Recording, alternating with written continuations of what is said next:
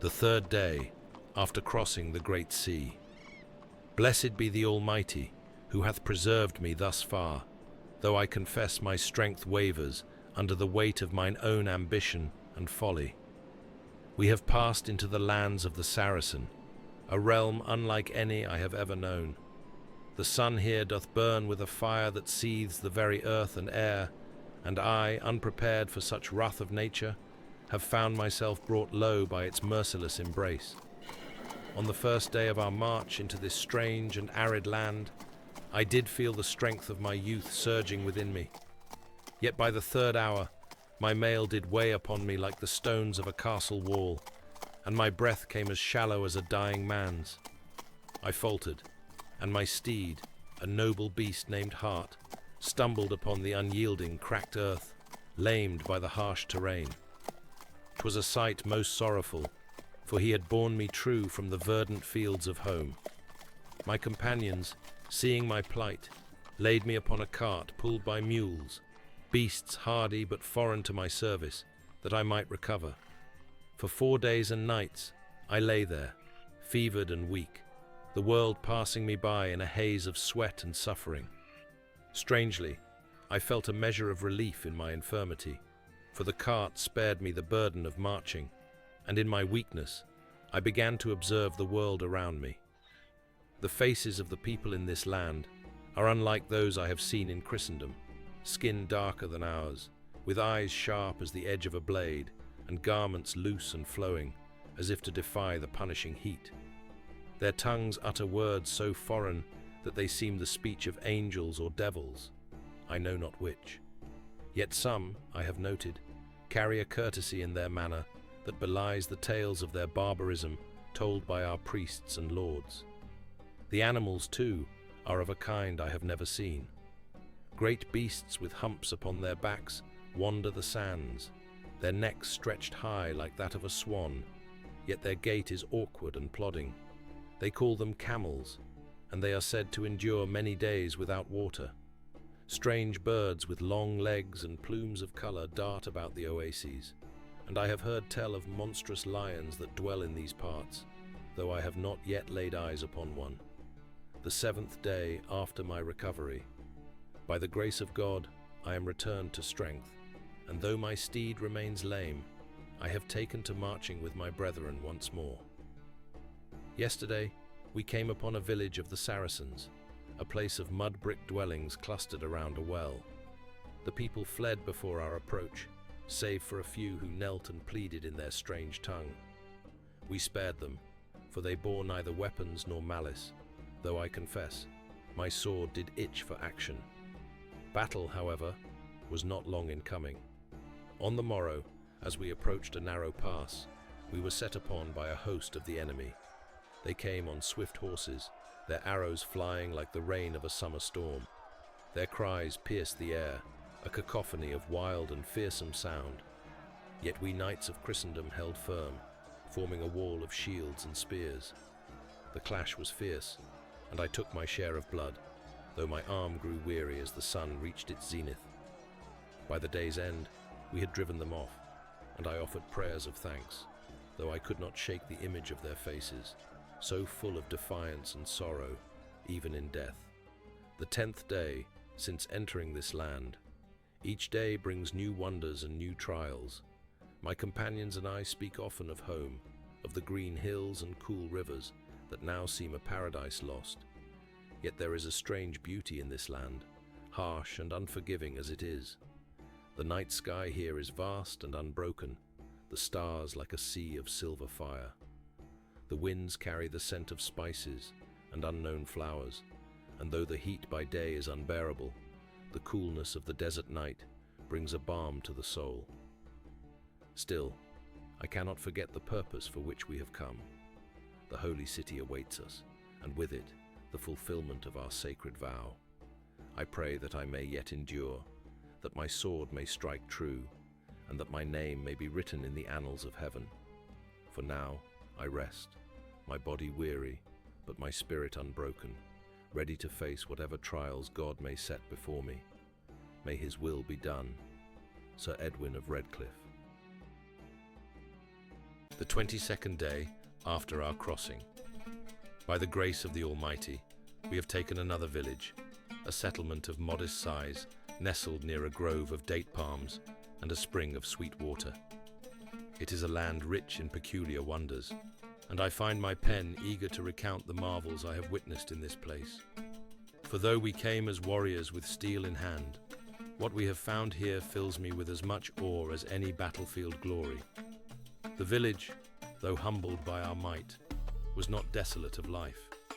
Indeed, the Saracens here kept a menagerie of beasts, unlike any I have ever beheld, creatures that seem as though they sprang forth from the wild imaginings of some fantastical tale. The first to seize my gaze was a towering beast with a neck so long it seemed to stretch toward the heavens. They called it Zarafa in their tongue. We know it as the giraffe. Its legs are slender as a stag's, yet its frame is immense, and its hide dappled with golden spots like sunlight breaking through forest leaves. I stood transfixed as it moved with a grace belying its size, reaching its lofty head to pluck fruit from the highest branches. Not far from the giraffe was a pen where lions, true kings of the wilderness, prowled. These were larger and more fearsome than any beast I had known in my homeland, their manes dark and full, like the fiery halos of saints in stained glass. Their roars shook the very air, and I felt both fear and admiration in equal measure. One of our men, emboldened by drink, sought to challenge one of these beasts with his spear. The lion rose on mighty paws and snarled in defiance, its golden eyes glinting with malice. It was only by the intervention of our captain that the fool was spared from what surely would have been his doom. Even more bewildering was the sight of a creature armored as though forged by the hands of blacksmiths. Its hide was thick and grey as weathered stone, and upon its nose rested a single great horn, like the lance of a knight ready for battle. This beast they called Carcadan, a rhinoceros, the Saracens said, though its name matters less than its astonishing form. It was a lumbering colossus, and its strength seemed as though it could topple a fortress wall. And then there were the elephants. Oh, the elephants! No words in our tongue can truly capture their majesty. Their size is beyond comprehension, their trunks like living serpents that grasp and hold, as though with human cunning. One among them bore an ornate saddle upon its back, a platform from which a Saracen lord might command his troops in battle. Its tusks gleamed like polished ivory, and I could scarcely fathom the power such a beast must wield when roused to war. Amidst all these marvels, one discovery struck me as profoundly as any of these creatures.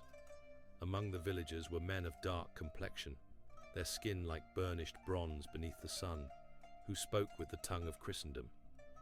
I was astonished to hear my own language fall from their lips, halting and imperfect, yet unmistakable. They told us they were traders and travelers who had journeyed far and wide, their paths crossing lands and peoples I can scarcely imagine. To think that the language of my homeland could reach so distant a place, it is a thought that humbles me deeply. I find myself in awe of this land, so foreign and strange, yet abundant with life and wonder. These beasts, these people, even the very air we breathe, everything here seems touched by a hand unseen, as though God himself delights in the variety of his creation. Though I have come as a conqueror, I cannot deny that I am also a student of this place, my heart stirred by its mysteries. Yet even as I marvel, I cannot forget our purpose. The holy city still lies ahead, and with it, our sacred duty. Until then, I shall carry these sights within me as a reminder of the vastness of God's world, a world that stretches far beyond the hills of home. The 26th day after our crossing. Not long after our triumph in the village, I found myself struck low by a sickness unlike any I had ever known. My body burned with a fever that no prayer nor poultice from our own healers could abate. My limbs trembled as if possessed, and my mouth was as dry as the desert sands, though I drank deeply of the spring. I feared that death, which I have so often courted on the battlefield, might come for me not by steel, but by the silent and insidious workings of this foreign ailment. It was then that salvation came from an unlikely hand, a tribal chief, a lord of horsemen from the eastern steppes, who had ridden to parley with our leaders. His men were fierce and proud, clad in garments of fur and silk, their horses swift and adorned with ornaments of bone and bronze. Though their faces bore the mark of a people far removed from ours, their leader spoke with an air of authority and strange wisdom. Seeing my pitiable state, he offered the aid of his own healers, whom he called witch doctors. At first, I refused, for their manner and tools seemed to me the very work of Satan. But as my sickness worsened and death loomed nearer, I relented, though not without a heavy heart. These healers, clad in robes of vivid colors and bearing talismans that rattled with every step, came to my tent. They sang incantations in a tongue I could not fathom, burned herbs that filled the air with pungent smoke, and traced symbols upon my fevered brow with oils that burned and soothed in equal measure. I prayed fervently to God for forgiveness, fearing that in my desperation I had allowed myself to be touched by unholy arts. Lord, I begged, if this be the work of the devil, let not my soul be lost, but grant me mercy, for I am weak in body and spirit. To my astonishment, by the next day, the fever had broken, and my strength began to return. Whether this was by the hand of God or the workings of their strange craft, I cannot say. I thanked the chief with as much grace as my pride would allow, though I am still uneasy at what transpired. I pray that the Almighty will look upon my weakness with pity and not wrath. As I lay recovering, my eyes wandered to the women of the village, who moved about their tasks with a grace that seemed otherworldly. Their hair, dark as midnight, flowed like rivers down their backs, and their eyes held a depth and fire that stirred something within me I dare not name. Their garments, though modest by their custom, clung in ways that revealed the beauty of their forms. I confess, I struggled to keep my thoughts pure, for these women seemed like sirens sent to tempt a weary night. Yet even in this, I saw the work of God, for surely such beauty could not be wrought by any hand but His.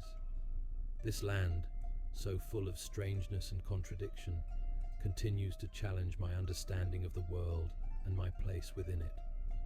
I pray for strength and clarity as I move forward, knowing that my trials are far from over. Sir Edwin of Redcliffe. The 32nd day after our crossing. As the days stretch onward and my body grows weary of the constant march and conflict, my heart aches for the green fields and cool mists of England. I yearn for the sight of my family's keep, its stout stone walls standing firm against the wind, and the familiar faces of those who serve within its halls. Yet, even as my mind wanders to home, it is another vision that now fills my thoughts, a vision of her. She is the daughter of the local lord, a man of stature among the Saracens, whose lands we now occupy by right of conquest. Her name is Layla, a name as soft and melodic as the songs she hums when she believes none are listening. Her skin is as dark and smooth as polished ebony, her long black hair cascading like a river of midnight over her slender shoulders. She moves with such grace that she seems not to walk, but to glide, her every step a quiet symphony. And her eyes, oh, her eyes, they hold the fire of the sun and the depth of the stars, a gaze that pierces through my armor to the very core of my soul. I confess, I have found myself captivated by her beauty and her spirit, a feeling I thought I would never know again. It has been many years since I lost my wife Eleanor to the cruel hands of childbirth, along with our son, my heir, who never drew breath. That loss hollowed me, left me a man with a heart of stone, unyielding and cold. I swore then that I would never love again, for the pain was too great. But now, this woman, this Layla, has rekindled something within me that I had long buried, a longing not just for companionship, but for love, tender and true. Yet there is a great chasm that divides us. She is a Saracen, raised in a faith far removed from our own, and unless she and her father consent to her baptism, I cannot marry her. I have spoken to her father, a shrewd and proud man who speaks our tongue well enough to bargain. He has offered her hand with a dowry of land and gold, a treasure that would enrich my house beyond measure. But what are riches compared to the treasure of her heart? I told him plainly that the only dowry I seek is her love, her gentle touch, and the hope of a fine heir to carry on my name and bloodline. She has not yet spoken of her feelings for me, though I sense a softening in her gaze when we meet. She is delicate in appearance, but her spirit is strong, and I know that her heart is not so easily won. I pray that in time she might come to see the love I bear for her as something worth crossing the gulf of our differences. Among the Saracens, it is common for men of means to take many wives, all of whom live together in uneasy harmony. I cannot imagine such a life. One wife is more than enough work for any man. I jest, of course, though I find comfort in the thought of a simpler life, of returning to England with Layla by my side. I dream of showing her the rolling hills and green forests of my homeland, of walking with her through the gardens of my keep and watching her marvel at the wildflowers of spring. I dream of children, strong and fair, who would carry forward the love we might share. Yet these are but dreams for now, fragile and fleeting. The road ahead is uncertain, and I know not what trials still await us. But for the first time in many years, I carry with me a hope that shines brighter than any Crusader's banner, a hope that love, even amidst the fires of war and the clash of faiths, might yet find a way. Sir Edwin of Redcliffe. The 51st day after our crossing. The day draws near when Layla and I shall be joined in holy matrimony, and my heart swells with a joy I thought I would never again feel. The camp is abuzz with preparations, though not all the murmurs are kind. Some of my comrades remain opposed to this union, their disdain as sharp as the swords they carry. Still, I am resolved to see this through, for I know that what we are doing is blessed in the eyes of God and guided by His hand. Before the wedding can take place, Layla must first be baptized into the faith of Christ.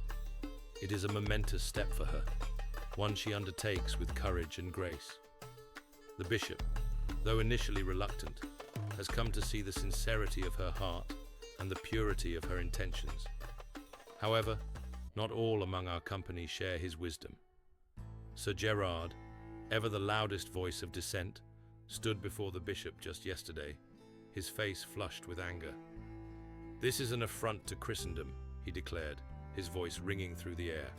"How can we sanctify a union with a heathen, no matter her beauty or her lands?" The bishop, a man of great patience, silenced him with a raised hand. "It is not for us to judge the hearts of others," he said calmly. "She comes willingly to our faith, and through her baptism she shall be made a sister in Christ.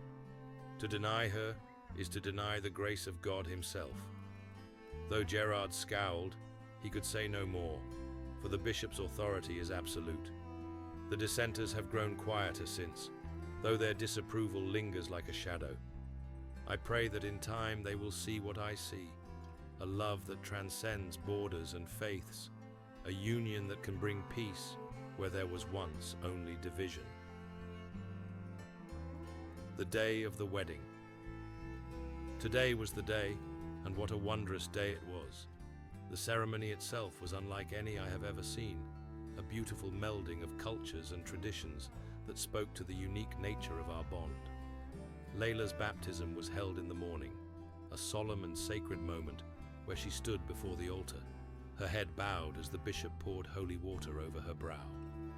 She emerged from the rite with a serene glow, her new Christian name bestowed upon her, Eleanor, after my late wife, a gesture of her own choosing that touched my heart deeply. The wedding followed at dusk, under a sky painted in hues of amber and rose. The camp was transformed, adorned with banners bearing the cross of Christ, alongside the intricate designs of her father's people. Frankish knights in gleaming mail stood beside Saracen horsemen in flowing robes, a sight that would have seemed impossible just weeks ago. The music was a strange and delightful blend of lutes and flutes from our lands, and the drums and strings of hers, creating a harmony that echoed through the desert night. And then there was Layla, Eleanor, my bride. She was radiant, a vision that seemed not of this earth.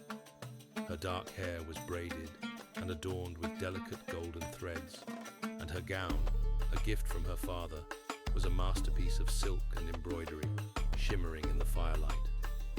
Her eyes, deep and expressive, met mine as she walked toward me, and in that moment, the world seemed to fall away. The ceremony was simple, but heartfelt.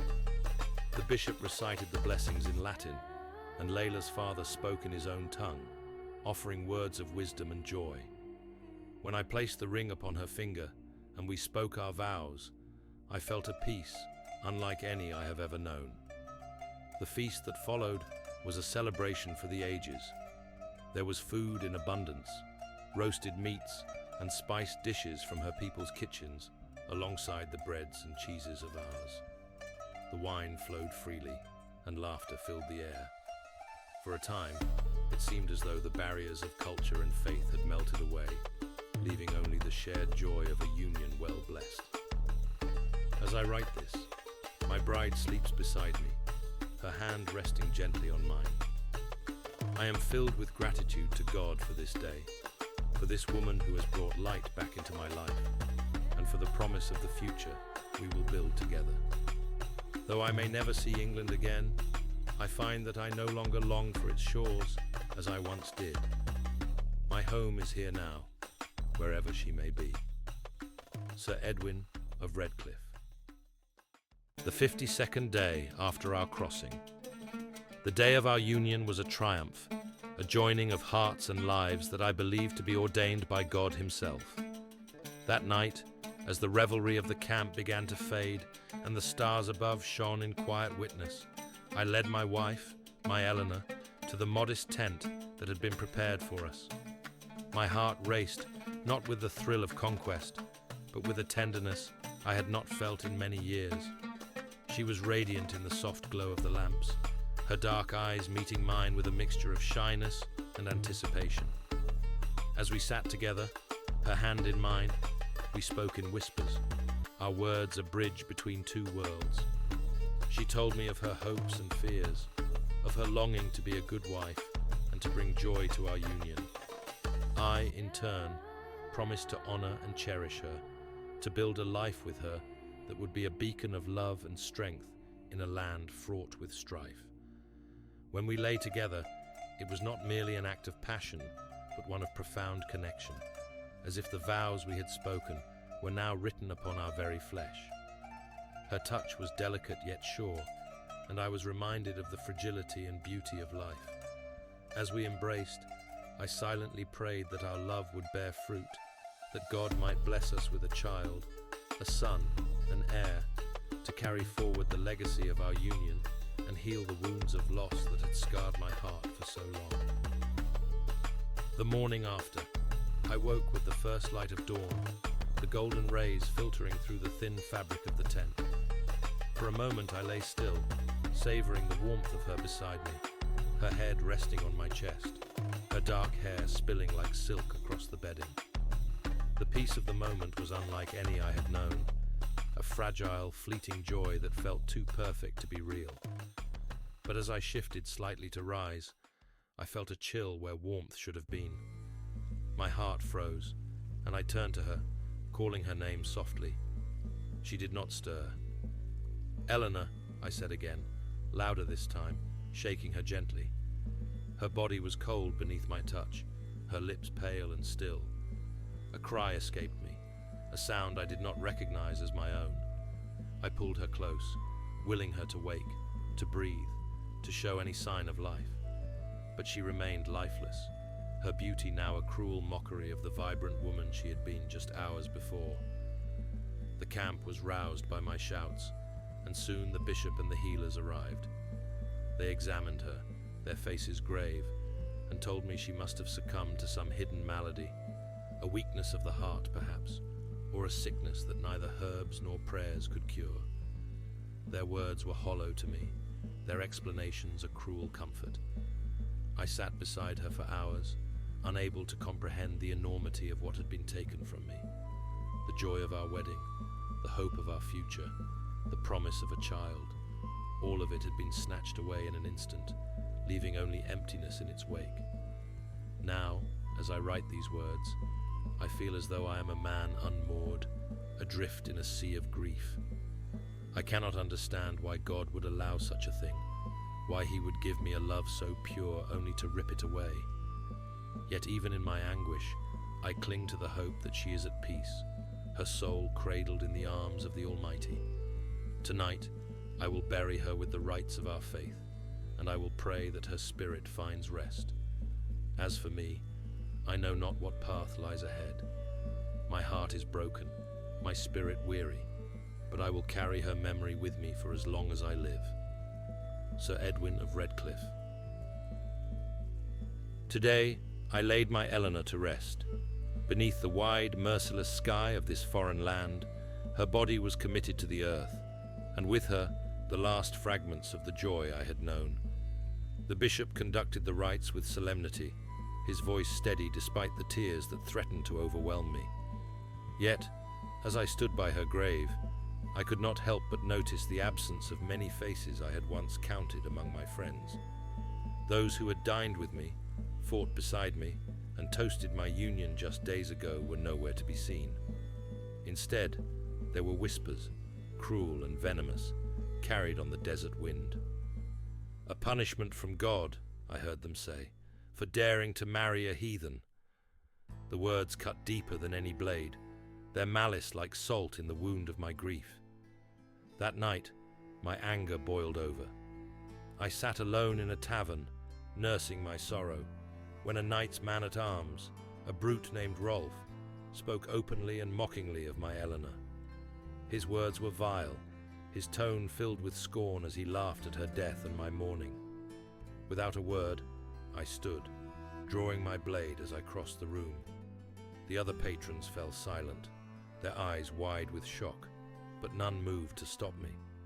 Rolf barely had time to turn before I struck him down, my sword finding its mark with unerring precision. He fell to the floor, his laughter silenced forever. I sheathed my sword and walked out into the night, my heart heavy, but my resolve unshaken. None followed me, and no cries of justice were raised. Perhaps they, too, knew that the insult to my wife could not go unanswered. The Lord's decision. The next morning, I was summoned by my lord, Sir William. He sat at the head of a long table, his expression grave. "Edwin," he said, "you have broken the peace and spilled blood within our camp. Yet I understand the weight of your grief, and I cannot say I would not have done the same were I in your place." He paused, as though choosing his words carefully. "This land has brought you nothing but sorrow. It is clear to me that your place is no longer here. I will grant you leave to return to your keep in England, where you might find solace and purpose once more." I said nothing, only bowed my head in acknowledgement. There was no fight left in me, no desire to argue or plead. His words, though kind, felt hollow. The thought of leaving behind the grave of my wife filled me with a pain I could scarcely endure, yet I knew he was right. There was nothing left for me here. The journey home. The journey back to England was long and arduous, but the wonders I once marveled at now seemed dull and lifeless.